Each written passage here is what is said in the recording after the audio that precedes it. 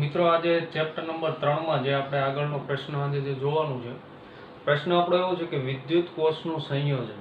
જેમ કે આપણે અવરોધનું આની પહેલા જોયું તો અવરોધનું સંયોજન, જેમ કે અવરોધનું શ્રેણી સંયોજન આવે, સમાંતર સંયોજન આવે અને મિશ્ર સંયોજન આવે. એવી જ રીતના હવે આપણે જો જોવાનું છે તો વિદ્યુત કોષનું સંયોજન, એટલે કે વિદ્યુત કોષનું સંયોજન શા માટે કરવાની જરૂર પડે છે. તો પહેલા તો આપણે એ સમજી લઈએ કે માનો કે કોઈ એક વિદ્યુત કોષ પહેલા લઈ લઈએ કે જેનો આ ધન વીજભાર હોય, આ બાજુનો એ ઋણ વિદ્યુત ભાર. તો માનો કે આ કોઈ એક કોષ છે તો એની કોઈ એક ક્ષમતા હોય, માનો કે 5 વોલ્ટની છે, એટલો વિદ્યુત સ્થિતિમાનનો તફાવત એ ઉત્પન્ન કરી શકે ને એ પ્રમાણે પ્રવાહ આપી શકે. પણ માનો કે આપણે આનાથી કોઈ મોટા વોલ્ટેજ જોતા છે, 10 વોલ્ટ જોતા છે, 15, 20, 25, 30, કે માનો કે કોઈ વધારે વોલ્ટેજ જોતો હોય તો એના માટે આપણે વિદ્યુત કોષનું સંયોજન કરવાની જરૂર પડે. માનો કે બીજો આપણે કોઈ શ્રેણીમાં જોઈન્ટ કરી દઈએ આની સાથે, તો બીજા 5 વોલ્ટ, તો ટોટલ આપણને આ છેડે આગળ ને આ છેડે આગળ મળે તો 10 વોલ્ટ મળે. આપણે 15 વોલ્ટનો જોતો હોય તો હજી આપણે એક વિદ્યુત કોષનું જોડાણ કરવું પડે. તો એ માટે આપણે કે કોઈ એક જો કોઈ વિદ્યુત કોષ હોય તો એનાથી આપણને કોઈ નાનો વોલ્ટેજ મળતો હોય તો એનાથી આપણે માનો કે મોટા વોલ્ટેજ જોતા હોય તો એ માટે વિદ્યુત કોષના સંયોજનની જરૂર પડે છે. અને વિદ્યુત કોષનું સંયોજન પણ આપણે જેમ આગળ જોયું તો અવરોધમાં એ રીતના 3 રીતના થશે. પહેલી જે રીત છે તે શ્રેણી સંયોજન, બીજો જે પ્રકાર છે તે સમાંતર સંયોજન, અને જે ત્રીજો પ્રકાર છે તે છે મિશ્ર સંયોજન. મિશ્ર એટલે એમાં બંને ભેગું હોય, શ્રેણી સંયોજન અને સમાંતર સંયોજન. હવે એ વિદ્યુત કોષના સંયોજનમાં પહેલા આપણે વાત કરીએ શ્રેણી સંયોજન વિશે.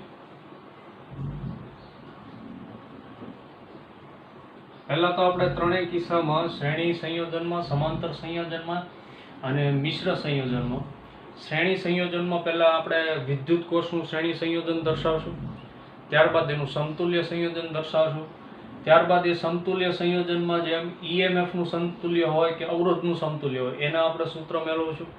ત્યારબાદ શ્રેણી સંયોજનમાં જે વિદ્યુત કોષનું સંયોજન કરવામાં આવે તો એમાં વોલ્ટેજનો સરવાળો જે આવે છે તો એનું આપણે સૂત્ર તારવશું. ત્યારબાદ એ બધા શ્રેણી સંયોજનમાં પણ એ રીતના, સમાંતર સંયોજનમાં એ રીતના અને મિશ્ર સંયોજનમાં પણ એ રીતના. તો પહેલા આપણે વાત કરીએ શ્રેણી સંયોજનની.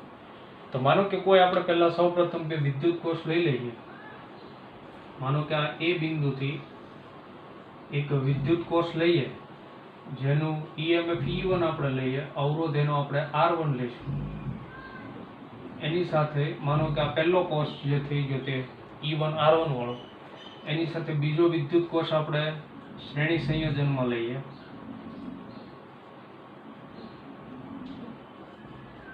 અને અહીંયા ત્રીજું ટર્મિનલ C આપીએ. અહીંયા આનું જે EMF છે તે આપણે E2 લેશું, જેનો આંતરિક અવરોધ છે તે આપણે R2 લેશું. તો આવો માનો કે પહેલા આપણે બે કોષનું આપણે શ્રેણી સંયોજન કરીએ છીએ કે જે પહેલું E1 R1 અને E2 R2, એવું આપણે E2C સુધીમાં બે શ્રેણી સંયોજનમાં બે વિદ્યુત કોષ લીધા.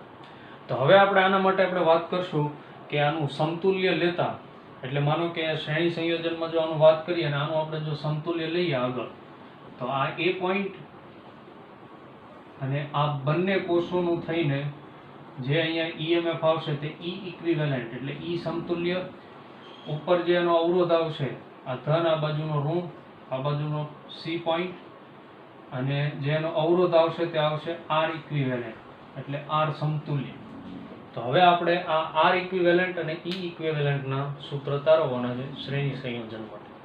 તો આ વાત સમજ પડી ગયા. શ્રેણી સંયોજનમાં બે વિદ્યુત કોષ લીધા છે, E1 R1 જેનું EMF E1 E2 છે તેવા શ્રેણી સંયોજનમાં, અને એનું આપણે સમતુલ્ય આકૃતિ દ્વારા દર્શાવ્યું. હવે આપણે R ઇક્વિવેલન્ટ ને E ઇક્વિવેલન્ટ મેળવવાના છે એના સૂત્ર. તો આગળ પહેલા તો શ્રેણી સંયોજન, કે શ્રેણી સંયોજનમાં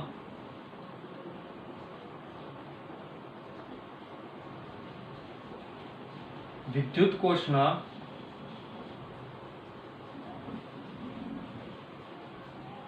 એક છેડા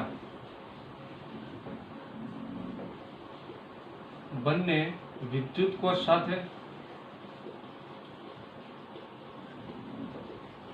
તેમજ બીજા છેડા ખુલ્લા હોય, એટલે કે આ વિદ્યુત કોષનો એક છેડો આની સાથે, આ વિદ્યુત કોષનો એક છેડો આની સાથે, અને જે બીજા છેડા એટલે કે આ વિદ્યુત કોષનો બીજો છેડો, આ વિદ્યુત કોષનો આ બીજો છેડો, એ બંને ખુલ્લા હોય. આ રીતે બનતા સંયોજનને વિદ્યુત કોષનું શ્રેણી સંયોજન કહે છે.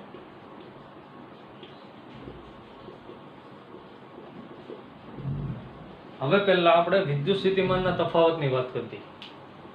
જેમ કે પહેલા A અને B વચ્ચે વિદ્યુત સ્થિતિમાનનો તફાવત જે છે એ મેળવી લઈએ.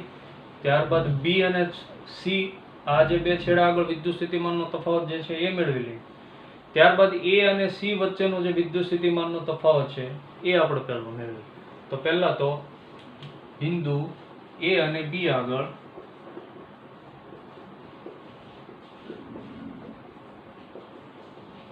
વિદ્યુત સ્થિતિમાનનો તફાવત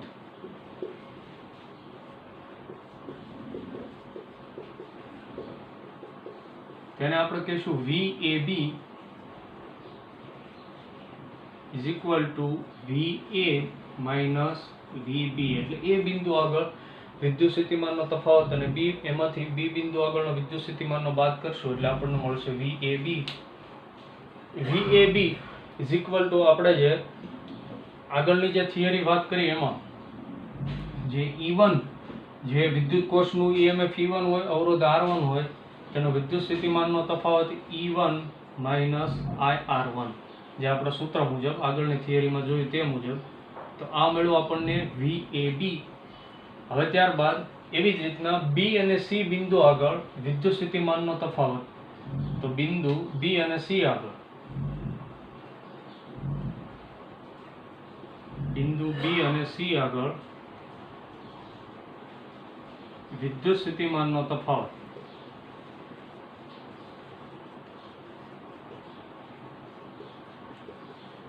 એને આપણે કહીશું VBC is equal to VB minus VC is equal to E2 minus IR2.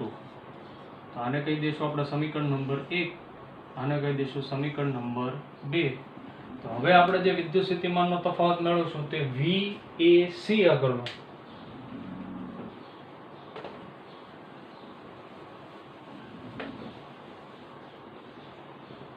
તો VAC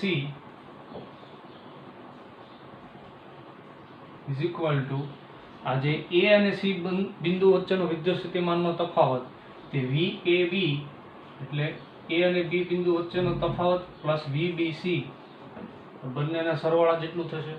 હવે VAB સમીકરણ 1 અને 2 ઉપરથી આપણે જોઈએ તો VAB is equal to VA minus VB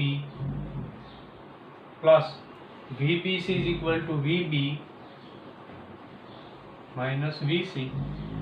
હવે VAB ની અને VBC ની જે કિંમત છે એ આપણે મૂકી દઈએ સમીકરણ 1 અને 2 પરથી. તો સમીકરણ 1 પરથી VAB is equal to E1 minus IR1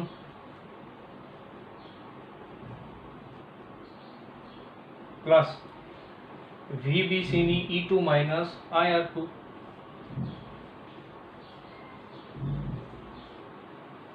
ત્યારબાદ આગળ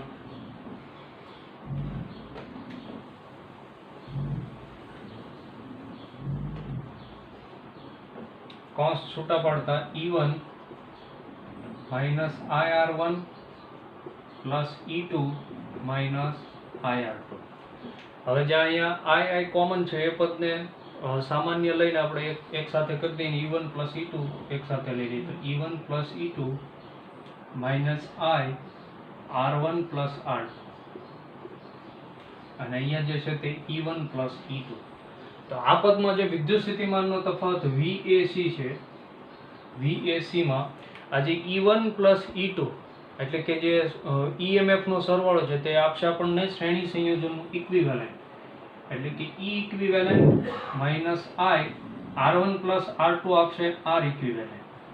એટલે આ જે થઈ ગયું એ અને સી બિંદુ વચ્ચે વિદ્યુત સ્થિતિમાનનો તફાવત E equivalent minus I into R equivalent. એટલે આના ઉપરથી આપણે એ કહી શકીએ કે જ્યારે શ્રેણી સંયોજન હોય વિદ્યુત કોષનું, એટલે કે વિદ્યુત કોષનું શ્રેણી સંયોજન હોય, શ્રેણી સંયોજન હોય ત્યારે E equivalent is equal to E1 plus E2. એટલે માનો કે અહીંયા આપણે બે વિદ્યુત કોષ લીધા હતા એટલા માટે E1 પ્લસ E2. જો 3 હોય તો E1 plus E2 plus E3, અને માનો કે આવા n વિદ્યુત કોષ હોય તો પ્લસ અપ ટુ En. તો આ થઈ ગયું E ઇક્વિવેલન્ટ, એ થઈ ગયું EMF નું. જ્યારે R ઇક્વિવેલન્ટ અવરોધની વાત કરતા હોય ત્યારે R equivalent is equal to R1 plus R2 plus up to Rn. માનો કે આવા જો n વિદ્યુત કોષનું જોડાણ હોય તો એનો જે અવરોધ હોવાનો એ પણ n હોવાનો, તો R equivalent is equal to R1 plus R2 plus up to Rn. તો આ જે આપણને મળ્યું E ઇક્વિવેલન્ટ તે આપણને આપશે વિદ્યુત કોષનું જે EMF છે તે, અને R ઇક્વિવેલન્ટ છે તે જેટલા વિદ્યુત કોષ જોડેલા હશે તેના અવરોધનો સરવાળો એટલે કે R ઇક્વિવેલન્ટ. તો આપણે એ કહી શકીએ કે જ્યારે વિદ્યુત કોષનું શ્રેણી સંયોજન હોય ત્યારે એમાં E equivalent is equal to E1 plus E2 plus up to En. આ EMF અને અવરોધ છે એનો પણ આપણે અહીંયા સરવાળો થશે. તો આપણે કહી શકીએ કે જ્યારે શ્રેણી સંયોજનમાં હોય, માનો કે આપણી પાસે બધા 10 વોલ્ટના વિદ્યુત કોષો છે અને આપણે 100 વોલ્ટ મેળવવો હોય વિદ્યુત સ્થિતિમાનનો તફાવત, તો એ બધાને શ્રેણીમાં રાખીએ તો બધાના EMF નો જેમ અહીંયા આપણે કીધું તેમ E1 પ્લસ E2 એટલે 10 પ્લસ 10 પ્લસ 10 એટલે કે એવા 10 આપણે વિદ્યુત કોષ જોડીએ તો આપણને વિદ્યુત સ્થિતિમાનનો તફાવત છે તે 100 વોલ્ટ મળે. તો આ વાત થઈ ગઈ વિદ્યુત કોષનું સંયોજન, કે જ્યારે શ્રેણી સંયોજન હોય તો શ્રેણી સંયોજન કઈ રીતના હોય તો આપણે અહીંયા આકૃતિમાં બતાવીએ એ પ્રમાણે સીધી રેખામાં વિદ્યુત કોષને જોડતા, એટલે કે એક વિદ્યુત કોષનો ધન અને ઋણ હોય એની સાથે બીજા વિદ્યુત કોષનો અહીંયા પહેલાનો ધન ઋણ, ત્યારબાદ ધન ઋણ ધન ઋણ ધન ઋણ, એવી રીતના એક સીધી રેખામાં ગોઠવતા જે પ્રથમ છેડો છે તે અને અહીંયા જે અંતિમ છેડો છે તે, ત્યાં બે આગળ આપણને વિદ્યુત સ્થિતિમાનનો તફાવત, એ પણ વિદ્યુત સ્થિતિમાનનો તફાવતમાં જે EMF નો આપણે આ રીતના જે કર્યો છે તે મુજબ સરવાળા મુજબ આપણને કુલ EMF મળશે એટલે કે અંતિમ. તો આ વાત થઈ ગઈ વિદ્યુત કોષનું સંયોજન, અને આજે જે આપણે જોયું તે શ્રેણી સંયોજન. ત્યારબાદ હવે જે આપણે જોશું તે સમાંતર સંયોજન, અને ત્યારબાદ એનું મિશ્ર સંયોજન એટલે કે શ્રેણી અને સમાંતર બંનેનું મિશ્ર સંયોજન. જેવી રીતના આપણે વિદ્યુત કોષનું સંયોજન શ્રેણી જોયું એ જ રીતના સમાંતર સંયોજનમાં પણ એ જ રીતના કરવામાં આવે, પણ સમાંતર સંયોજનમાં પણ જેમ આપણે અવરોધનું જોયું તે મુજબ જ, અને તે મુજબ જ એમાં જે અવરોધનું સમતુલ્ય આવશે એ જ રીતના એનું અવરોધનું સમતુલ્ય આવશે. તો એ વાત થઈ ગઈ સમાંતર સંયોજનની. જે વિદ્યુત કોષનું સમાંતર સંયોજન હવે આપણે આગળના પીરિયડમાં જોઈશું.